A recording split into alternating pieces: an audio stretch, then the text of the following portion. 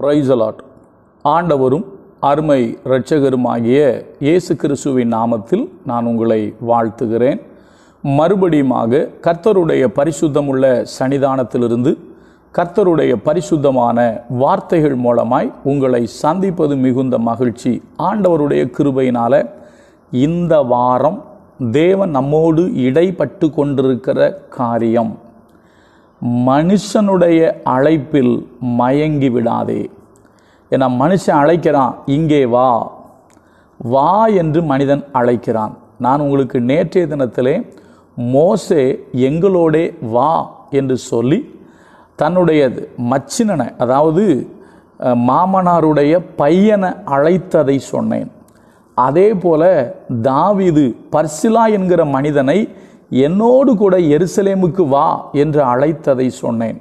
அதே போல வேறு ஒரு மனிதன்தான் பாபிலோன் ராஜாவுடைய சேனாபதி எரேமியாவை அழைக்கிறான். நீ என்னோடு கூட பாபிலோனுக்கு வர உனக்கு மனது இருந்தால் என்னோடு வா என்று அவன் அழைக்கிறான்.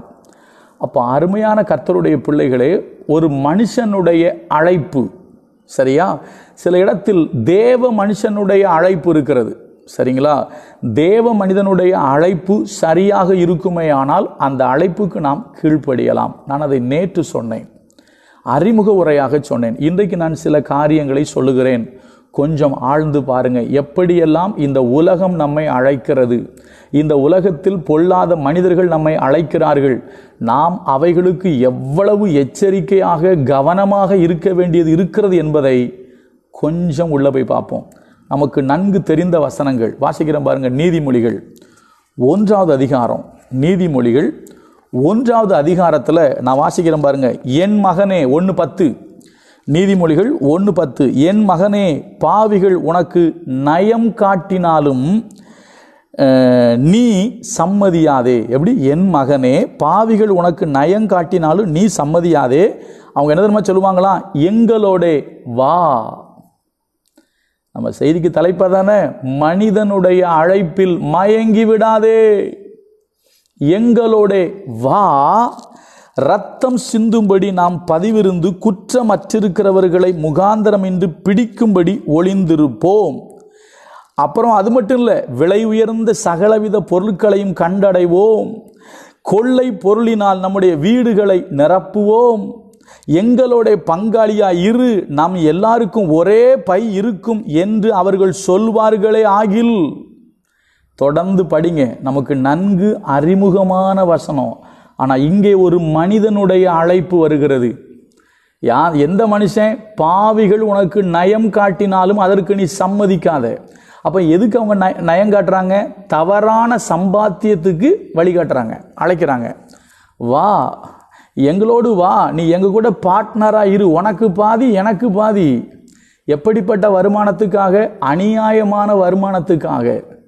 எப்படிப்பட்ட வருமானம்? அநியாய வருமானம். நமக்கு வேதம் மிக அழகா சொல்லுது, ஐயா, அநியாயமாய் வருகிற அதிகமான வருமானத்தை விட நியாயமாய் வருகிற கொஞ்சம் வருமானமே உத்தமம். வேதம் சொல்லுகிறது, அநியாயத்தின் திரவியங்கள் ஒன்றுக்கும் உதவாது. நம்ம ஊரில் சொல்லி கொடுத்துருக்காங்க, திரைக்கடல் ஓடி திரவியம் தேடு. நீ திரவியம் தேடலாம், ஆனால் அநியாய திரவியம் தேடுவாயானால், இதே நீதிமொழிகளை போட்டிருக்கு, அநியாயத்தின் திரவியங்கள் ஒன்றுக்கும் உதவாது, நீதியோ மரணத்துக்கு தப்பு வைக்குன்னு போட்டிருக்கு. ஐயா, அம்மா, கவனிங்க, ஒரு அழைப்பு வருகிறது. என்ன அழைப்பு? எங்களோட வா. நம்முடைய வீடுகளை எப்படி நிரப்புவோமா? ஆமாம், விலை உயர்ந்த சகலவித பொருட்களையும் கண்டடைவோம். கொள்ளை பொருளினால் நம்முடைய வீடுகளை நிரப்புவோம். எங்களோட பங்காளியாக நம்ம எல்லாருக்கும் ஒரே பை இருக்கும். அதான் போட்டிருக்கு, என் மகனே பாவிகள் உனக்கு நயம் காட்டினாலும் நீ சம்மதியாதே. அவங்க சொல்றாங்க, எங்களோட வா. இந்த அழைப்புல மயங்கிறாதீங்க. என்ன அழைப்பு இது? அநியாயமான சம்பாத்தியத்திற்கு அழைப்பு, திருட்டுத்தனமான வருமானத்துக்கு அழைப்பு. ஒரு தேவனுடைய பிள்ளைக்கு வருமானம் நேர்மையாக வரணும். ஒரு கிறிஸ்தவன் நேர்மையாக சம்பாதிக்கணும். ஒரு கிறிஸ்தவனுக்கு, ஒரு ஊழியக்காரனுக்கு நேர்மையாக வரணும் பணம். சரியா? அநியாய சம்பாத்தியம், அடுத்தவனை ஏமாற்றி திருடி நம்ம பொருள் சேர்க்க கூடாது. திருடுனா நிறைய பொருள் கிடைக்கும், அதான் போட்டிருக்கு. எப்படி நம்முடைய வீட்டை எப்படி கொள்ளை பொருளினால் நம்முடைய வீடுகளை நிரப்புவோம். எங்களோட பங்காளியா இரு. நம்ம எல்லாருக்கும் ஒரே பை இருக்கும், பார்ட்னர்ஷிப். எங்க கூட பார்ட்னரா இரு. யார் கூப்பிடுறா? யார் அழைக்கிறா? பாவிகள் அழைக்கிறார்கள். எப்படிப்பட்டவங்க அழைக்கிறாங்க ஐயா? கவனிங்க. திருட்டு வருமானத்துக்கு, தப்பான முறையில் வருமானம் வருவதற்கு, உதாரணமாக சொல்லணும்னா லஞ்சம் வாங்குறது. லஞ்சம், கிறிஸ்தவர்கள் லஞ்சம் வாங்கக்கூடாது, சரியா? கிறிஸ்தவர்கள் திருடக்கூடாது. நீங்கள் வேலை செய்கிற இடத்துல, நீங்கள் வேலை பார்க்குற கம்பெனியாக இருக்கலாம், ஒருவேளை எங்கே வேணாலும் எதுவாக வேணாலும் இருக்கலாம். நீங்கள் வேலை செய்கிற இடத்துல, வேலை செய்கிற ஒரு வீட்டுக்கு கூட நீங்கள் வேலைக்கு போகலாம், ஒரு தோட்டத்துக்கு நீங்கள் வேலைக்கு போகலாம். எங்கே வேலைக்கு போனாலும் திருட்டுத்தனமாக பொருள் சேர்க்கக்கூடாது, சரியா? சில இடத்துல நான் கூட திருப்பூரில் ஒரு சம்பவம் நினைச்சேன். நான் இருக்கிற திருப்பூர் மாவட்டம் தான்.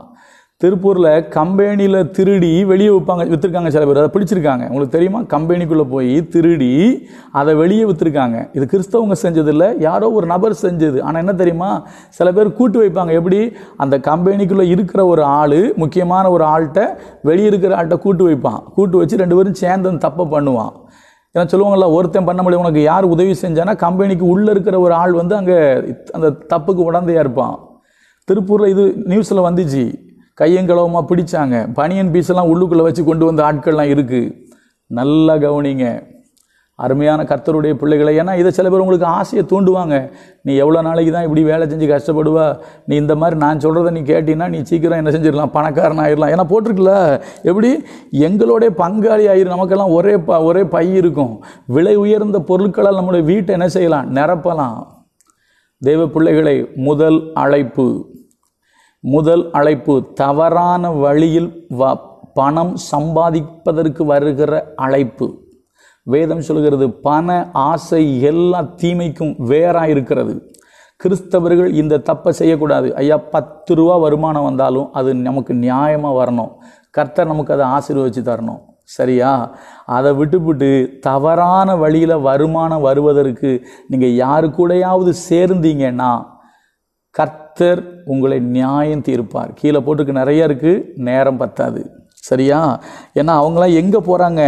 அவங்களுடைய பொருளாசை, எல்லாருடைய போட்டு பொருளாசை உள்ள எல்லாருடைய வழியும் இதுவே, இது தன்னை உடையவர்களின் உயிரை வாங்கும். அதான் முடிவு.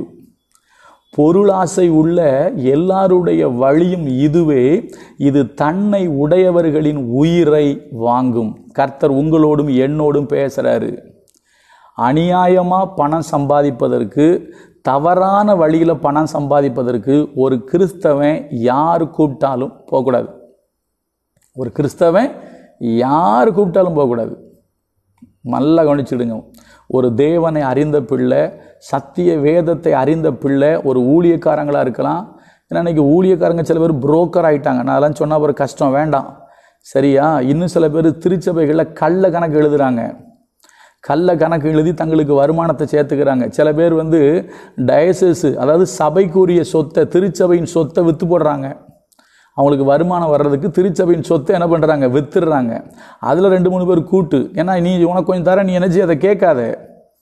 கர்த்தர் உங்களை எச்சரிக்கிறார். அதில் போட்டிருக்கு, மறுபடியும் சொல்கிறேன், பொருளாசை உள்ள எல்லாருடைய வழியும் இதுவே, இது தன்னை உடையவர்களின் உயிரை வாங்கும். அவ்வளோதான். அது யாராக இருந்தாலும் சரி. மறுபடியும் சொல்கிறேன், அவங்க கூப்பிடுவாங்களா? எப்படி கூப்பிடுவாங்க? எங்களோட வா. இன்றைக்கி அப்படி தான் உலகம் கூப்பிடுது.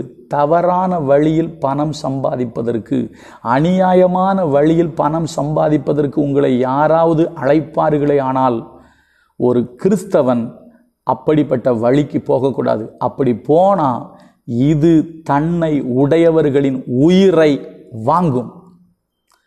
மறுபடியும் சொல்கிறேன், நேற்று சில நல்ல மனிதர்கள் அழைத்ததை உங்களுக்கு நான் அறிமுக உரையாக சொன்னேன். இங்கே போட்டிருக்கு, என் மகனே, பாவிகள் உனக்கு நயம் காட்டினாலும் நீ சம்மதிக்காத. ஏன்னா அவங்களும் கூப்பிடுறாங்க, வா, எங்களோட வா என்று அழைக்கிறார்கள். அருமையான கர்த்தருடைய பிள்ளைகளை, மறுபடியும் சொல்கிறேன், தேவன் உங்களுக்கு கொடுத்துருக்கிற வேலையை செய்யுங்க.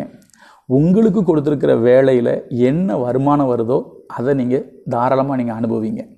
அதை விட்டுட்டு அநியாய சம்பாதிக்காதீங்க, திருடி சம்பாதிக்காதீங்க, பொய் சொல்லி சம்பாதிக்காதீங்க, ஏமாற்றி சம்பாதிக்காதீங்க. நியாயமாக சம்பாதிங்க. அப்படி சம்பாதிச்சிங்கன்னா அந்த ஆசீர்வாதம் உங்கள் மேலே இருக்கும். பொருள் மேலே ஆசைப்பட்டு, பணம் மேலே ஆசைப்பட்டு சீக்கிரம் பணக்காரன் ஆகணும்னு சொல்லி தப்பான வழியில், இங்கிலீஷில் சொல்லலாம் இல்லீகலாக சில பேருக்கு சில பிஸ்னஸ் இருக்குது. சில கிறிஸ்தவங்க பண்ணுறாங்க, தப்பு செய்யக்கூடாது. இல்லீகலாக சில பேர் சில வேலை செய்கிறாங்க. இப்போ உதாரணமாக ரொம்ப எளிமை இப்படி கூட சொல்லட்டுமா, இப்போ பார்த்தீங்கன்னா இந்த புகையில பொருட்கள் விற்கக்கூடாது அப்படின்னு சொல்லி அரசாங்கம் ஒரு தடை போட்டிருக்கு. சில இடங்களில் புகையில பொருள் சில இடங்களில் மேக்ஸிமம் தடை செய்யப்பட்டிருக்கு.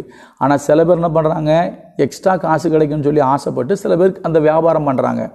அப்புறம் ரைடில் பிடிபடுறாங்க. ஒரு கிறிஸ்தவங்க அந்த வேலையை செய்யக்கூடாது. எக்ஸ்ட்ரா நமக்கு நிறைய காசு கிடைக்கி 5 ரூபா விற்க வேண்டிய பொருள் 50 ரூபா கொடுத்து வாங்குறாங்க, நம்ம இதை பண்ணலாம் அப்படின்னு நம்ம அந்த வேலையை செய்யக்கூடாது. நியாயமான வருமானம் தான் நமக்கு வரணும், சரியா? ஏன்னா இங்கே போட்டிருக்கு, வா எங்களோட வா, நம்ம வீட்டை அப்படி சும்மா என்ன செய்யலாம், நல்ல விலை உயர்ந்த பொருட்களால் நிரப்பலாம். இன்னைக்கு அப்படின்னா நிறைய பேருக்கு ஆசை வந்துடுது. பணத்தில் சில பேர் மயங்கிடுறாங்க. ஃபாதரை அழகாக பாட்டு படிக்கிறாரு, பணத்திலே மயங்கி விடாதே, உன்னை பாதாளம் கொண்டு போய்விடும். பணத்திலே மயங்கி விடாதே, உன்னை பாதாளம் கொண்டு போய்விடும். காத்துக்கொள் காத்துக்கொள், பெற்றுக்கொண்ட அபிஷேகத்தை காத்துக்கொள். காத்துக்கொள் காத்துக்கொள், பெற்றுக்கொண்ட அபிஷேகத்தை காத்துக்கொள். ஒரே நிமிஷத்தில் ஒரு சாட்சி சொல்கிறேன். ஒரு 15-20 வருஷம் இருக்கும். 20 வருஷத்துக்கு முன்னால் நானும் ஒரு சகோதரரும் ஒரு இடத்துக்கு போனோம். அந்த இடம்லாம் வேண்டாம், ஒரு இடம்னா அது ஒரு காலேஜுக்கு சீட்டு வாங்குறதுக்கு போகிறோம், சீட்டு கேட்குறதுக்கு போகிறோம். நான் பாஸ்டர், நான் ஒரு ஊழியக்காரன், அவர் ஒரு விசுவாசி, என்ன அழைச்சிட்டு போகிறாரு. அந்த காலேஜ் நிர்வாகம் என்ன பண்ணிச்சு தெரியுமா, என்னை தனியாக கூப்பிட்டு பேசிச்சு. எப்படி தெரியுமா சொல்லிச்சு, நீங்கள் அவரை ஒரே தடவையாக பணம் கட்ட வச்சிட்டிங்கன்னா நாங்கள் உங்களுக்கு 10,000 ரூபா தரோம். 20 வருஷத்துக்கு முன்னால் 10,000. அப்போ என்கிட்ட பைக்கு கூட கிடையாது. எனக்கு பைக் வேணும், நான் ஏற்கனவே ஜோம் பண்ணிகிட்டு இருக்கிறேன். ஆனால் அவர் சொல்கிறார், உங்களுக்கு 10,000 ரூபா கொடுக்குறோம், ஆனால் நீங்கள் என்ன பண்ணணும் தெரியுமா, அவர்கிட்ட பேசி ஒரே தடவையாக அவரை காலேஜுக்கு பணம் கட்ட வச்சிட்டிங்கன்னா 10,000 ரூபா தரும். ஒரே கும்பிடு. ஐயா எனக்கு இது வேண்டாம்யா, நான் புரோக்கரில், நான் பாஸ்டர், நான் அந்த புரோக்கர் வேலையோ தேவையில்லாத வேலையை செய்கிறதுக்கு நான் வரல. தைரியமாக சொல்ல முடியும். பணத்தில் எச்சரிக்கையாக இருப்போம். உங்களுக்கு பாவிகள் உங்களை நயங்காட்டினாலும் அதுக்கு நீ சம்மதிக்காதீங்க. கர்த்தர் நல்லவர். நீங்கள் எப்படிக்குன்னு பாருங்கள். எந்த ரூபத்தில் வேணாலும் நமக்கு வருமானம் வந்தால் எடுத்துக்கிறோமா, இல்லை நியாயமான வழியில் சம்பாதிக்கிறோமா? சில பேர்லாம் தப்பாக தங்களுடைய இதெல்லாம் கொடுத்துலாம் சம்பாதிக்கிறதா கவர்மெண்ட்டே சொல்லுது. இப்போ ஒரு பிரச்சனை கூட போயிட்டு இருக்கு. சில பேர் என்ன பண்ணுறாங்கன்னா, ஒரு இடத்துல வேலை செய்வாங்க, ஒரு இடத்துல வேலை செஞ்சுட்டு அவங்க அதே போல் இன்னொரு இடத்துல வேலை செய்கிற மாதிரி தங்களை காமிப்பாங்க. அப்புறம் இன்னொரு இடத்துல வேலை செய்கிற மாதிரி தங்களை காமிப்பாங்க. அங்கேயும் காசு வாங்க, அங்கேயும் காசு வாங்க, இப்படிலாம் சில கவர்மெண்ட்டில் ஒரு பிரச்சனை வச்சு தெரியுமா. நான் அந்த நியூஸ் பார்த்தேன். நல்லா கவனிங்க, கிறிஸ்தவர்கள் இந்த ஏமாற்று வேலை செய்யக்கூடாது. கர்த்தர் நல்லவர், அவர் கிருபை நம்மேல் என்றும் உள்ளது. God bless you. நாளைக்கு இன்னொரு காரியத்தை பார்ப்போம். Praise the Lord.